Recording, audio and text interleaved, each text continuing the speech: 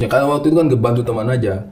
Dia bikin usaha cuci sepatu, terus kayak dia punya kemampuan gitu bikin, ya udah coba aja kita di sosmed. Lumayan waktu itu langganannya berapa banyak. Ini 60 outlet tersebar di berapa kota? 20-an. Di 20-an. Saya runtuh tuh gara-gara itu, Covid. Oh, kau karena itu ya? Gara-gara Covid. Awal-awal Covid itu kan orang kerja apa segala macam kan susah kayaknya ngurusi sepatu yang pasarnya kami ya. Iya. Pasarnya kami gitu. Jadi rame-rame aja itu, ada aja tuh tiap bulan maksudnya masuknya gitu. Pas Covid kayak orang nggak ke kantor dan lain sebagainya itu. Nah, pas Covid itu uniknya kenapa itu? Karena survive? Karena toko yang di Jakarta tuh close semua, makanya kok koar-koar. Toko yang di Jakarta close, tapi justru tokoku yang di luar Jawa tuh buka-buka aja. Tapi Jakarta close kan waktu itu ya? Close semua. Nggak ada orang nyuci sepatu kan? Tutup 4 malah, jadi dari 12 yang di Jakarta, remuk down to 4, hancur. Tapi begitu kita tuh misalkan ke daerah Jawa Tengah, daerah Jawa Timur, atau bahkan saat itu ke daerah Makassar, tokoku buka-buka aja.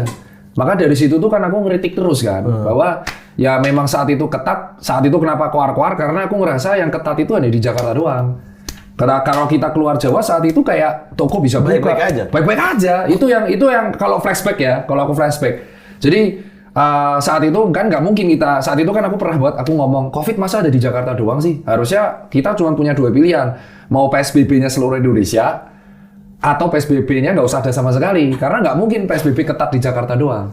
Kau keluar pada waktu itu, tokoku tuh yang di luar itu nggak ada kebijakan pembatasan yang ada gitu, beda banget. Begitu masuk Jakarta dicek surat apalah, nah itu down tuh. Nah ternyata gara-gara pandemi kan punya teknologi baru kayak delivery. Aku saat itu nggak ada delivery dan pembayaran cash semua. Nah gara-gara pandemi kita terpaksa ngikutinya di Jakarta.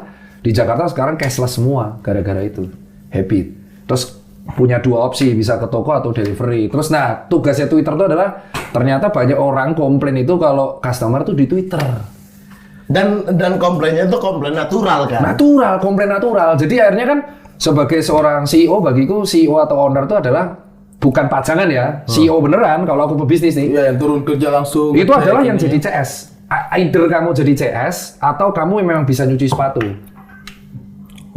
Itu yang saya tidak mampu itu. Saya tidak jadi CS. Jadi aku ngamatin.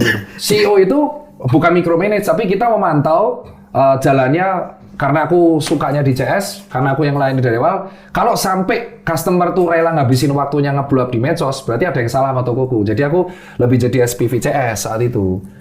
Nah itu CEO beneran, aku mikir ya. Jadi aku gunain Twitter tuh, wah ini ada yang komplain. 4 kali aku mendetek yang komplain dan memang